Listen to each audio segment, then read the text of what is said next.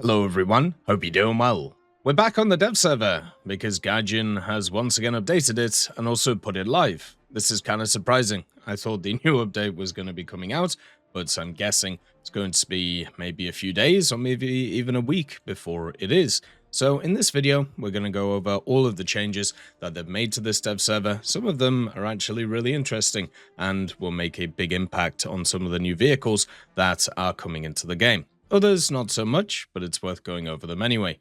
One of the things I will say is there's a lot of sensor changes when it comes to like RWRs or radars, so I'm probably not going to go over each individual one, but just understand a lot of the high-tier radar systems for the new SAMs and also some of the new vehicles such as the AH-64E have got a lot of changes to those systems. If you do want to see them, then let me know, but it is a lot of minutia. And also, at the same time, a lot of it changes before the update comes out anyway, which is why I don't always like looking at it. So, as always, if you enjoy the content, make sure to subscribe and also like the video. Let's get started. The first vehicle is the T58, which you can see before you. This is the new pre-order premium that is coming in for America, and it's now changed in BR. So instead of it being 8.0, it is now 8.3. The reason for this is because they've changed the reload rate. The vehicle has a 2.6 second reload, so basically you could just hammer the gun over and over and over again. And also what they've done with the vehicle is you have now the heat shell, you have the HESH shell, and now you have an APC-BC shell. This is the T29E1. And as you can see, it has a lot of TNT equivalent, has okay penetration, and also generally quite a lot of explosive mass too, leading to overpressure. So now you have the choice between all three of these, depending on what you want to take, and I think generally I'd still probably take the heat, but of course it's up to the general individual. It's nice to see another one added, and also it getting its proper reload for its autoloader, so this thing will be able to whap. It still has the issue with the first stage, where the first stage isn't absolutely huge, so yeah, it will be great at finishing off targets, but you got to be a bit careful. It's BR raising and going up. Now it's the same BR as the Term 3, which is hilarious, because the Term 3 should not be at 8.3. Talking about some other changes to some BRs. So the F5 TH TCU is now 13.0 in air realistic. It's also 13.0 in naval as well, because that matters.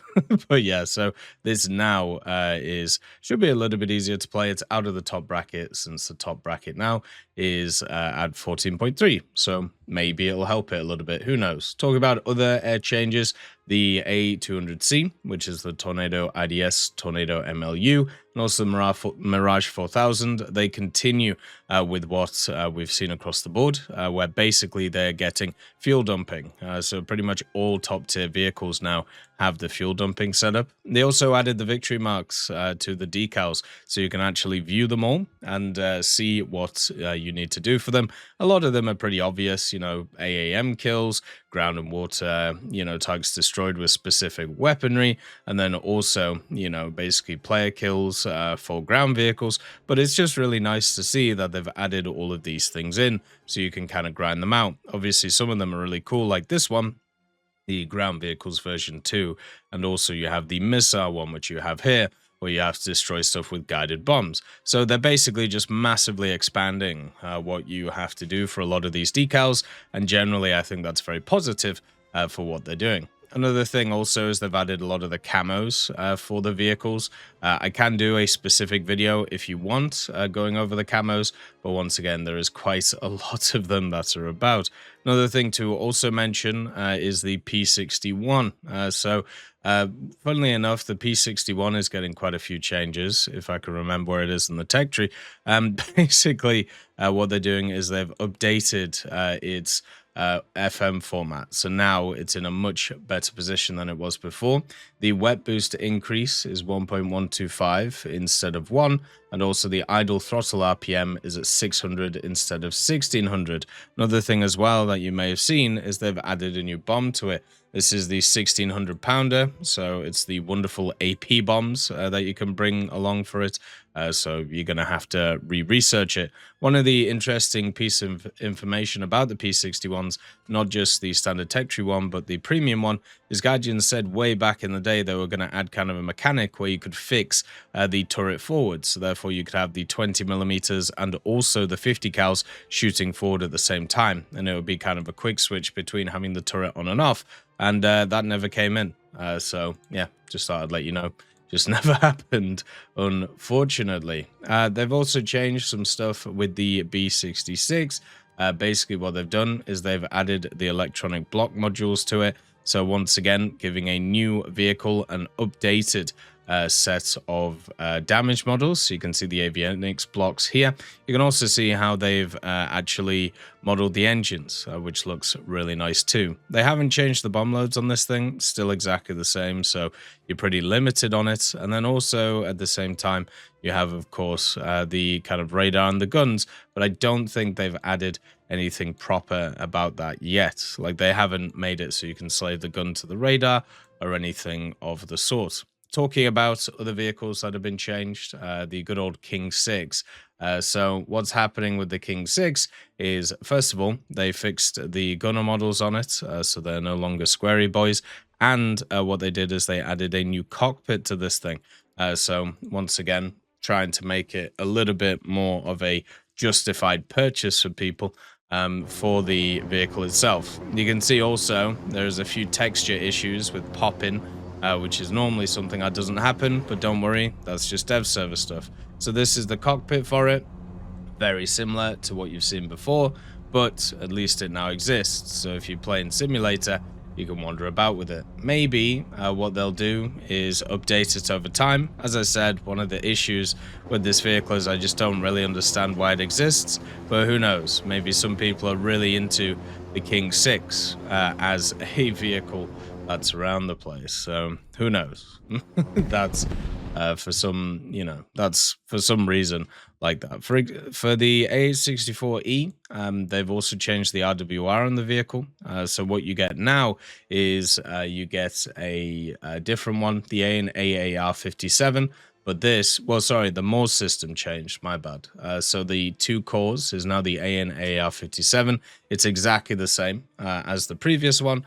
It's just got a new name. And then you have the Z10ME, which once again is getting another change to it. So the RWR on this one is getting changed as well. It was the YH96, now it is the YH96ME, which gives it 10-kilometer larger range and also more ID groups. So therefore you'll be able to see what's kind of going in. They also changed the secondary armaments of this thing, basically giving it access to more of the CM-502KGs. So you can see here, you can now carry 16 of them, which brings it in line with pretty much everything else that is around the place. All of the new vehicles are getting, well, sorry, all of the new helicopters with the fire and forgets are getting quite a lot of them. You can see here are the general stats of the CM-502. They have changed it, by the way. They've changed a few factors on it, so you can see all of those right here. And IR, IOG, GNSS, which means that even if you lose lock, it will go towards the area where it last locked, which is quite worrying about the vehicle.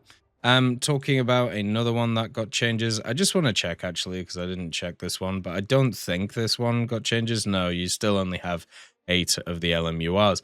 The F5TH once again. So what they've done with this thing is they've added more stuff to the radar. So now it has 4 DL channels, and then also at the same time a bunch of different modes.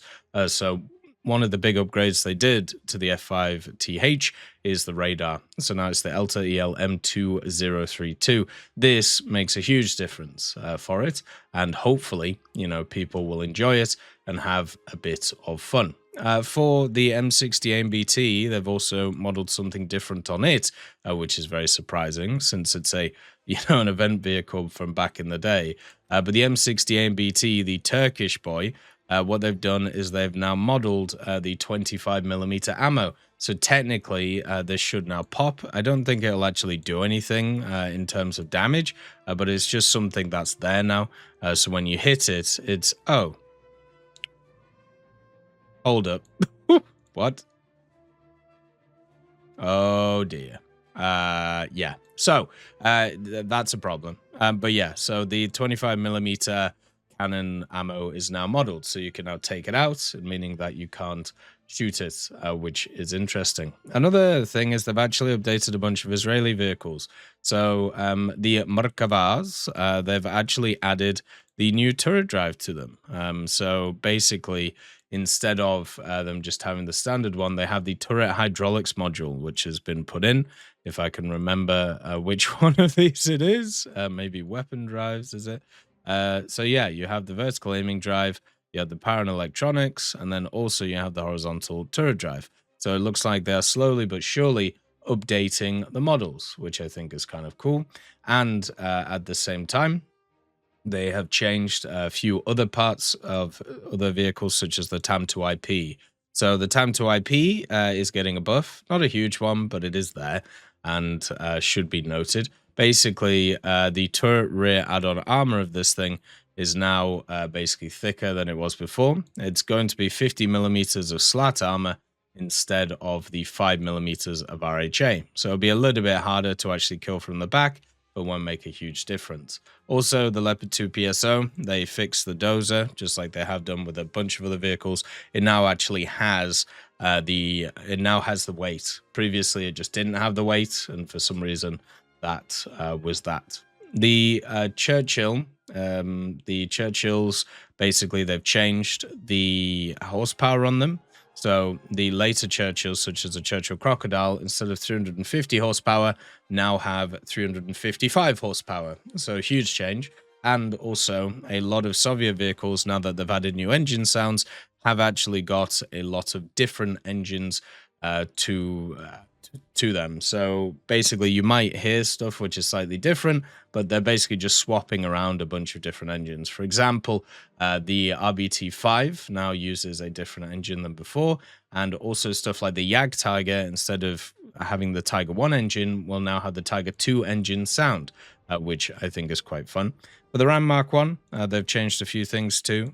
So for the armor values on this thing, the turret sides and rear roof are now a single piece of 38.1mm. So basically just the good old the volumetric armor stuff that they're doing to it. And then the turret rear hatch is only 25mm, where previously it was 63.5. So huge nerf to it, meaning that you can get penned all around the turret by stuff which, you know, should go straight through, such as like the 40mm autocannons or anything like that, which kind of makes me sad. Hopefully they could give it a little bit more. For the new Thai vehicles in the Japanese tech tree, they did actually add something pretty cool to them. So before, they just had kind of the standard camos, right? Some people are asking about the ERA. So you can see on the duplet, it's still exactly the same as it was. So the single one or the double one, it's 140 to 310. Then the triple sides is 200 to 600. So they haven't changed that at all. For the Thai vehicles, they've added some new camos. So you have the desert camo, the tricolor camo, which I think looks really nice. Then also the quadricolor lined camo, the spotted camo, which looks very similar, the unicolor white, and then also the digital. So the digital is obviously the nicest. Unfortunately, you can't grind this out. You have to actually purchase it, which kind of sucks. Another thing to also note about the Oplot is they haven't really changed anything else on it. So it's all basically the same across the board. It has the LWSLR, which is nice. But yeah, don't be surprised if this thing is just kind of ready to go. And that's pretty much it. So another thing to also mention about the Oplot, though, which is kind of nice, is they added the loading screens in. So there is a few different ones that are turning up. First of all, you have this one. This is the Upload, which is quite nice. And then also on top of this, you have access to some other ones. You have the M55 getting one, which looks really good. There we go. So the M55 actually has the turret scoop. Oh, not the turret scoop, but the dig thing that they put in the back to actually fire. So that's actually there. You can actually see this is what it looks like. It looks really cool. And then also to celebrate new attack helicopters coming in, they also have the attack helicopter one, which has the Z-10, the Mi-28, and also the Apache. So overall, just looks really, really nice. They've also added a few other things in terms of shop items, basically just for stuff like Silver Lions and gold, and a few other images to kind of show different stuff in terms of the graphical options. So you know how with like the graphical options now, they actually put like images with things. They have added new ones for like the bloom quality, like you can see here with the bloom quality, it's different. And then also they've done it with lens flares too, with on and then off. So just nice to see those little changes. Just makes it a bit easier. And then also a last piece of information, I suppose, before we leave you. Basically, for the weapons drives, once again, for the Sabra, they've also added the power electronics for this and the hydraulic, basically, turret setup too. So it looks like they're actually trying to fully model everything at high tier, even the Israeli vehicles, which is quite nice. Look after yourselves. Peace be with you. I'll see you next time. I'd just like to thank GMG Smiley, CD Beans, Chieftain Mike, EMN3 Galaxy, Tulio Pontecorvo, Brendan Quinn, Carrion Crow, Gus Irenicus, Pyman, Wartinder, Teddy, Daniel Stanton, Martinez, B. Young, Ozzy Panzer, Alan Hacker, Liam Shear, Opium Prime, Lafouche, Sem, Aslan, Uncle Bean, and Derek R. for supporting the channel.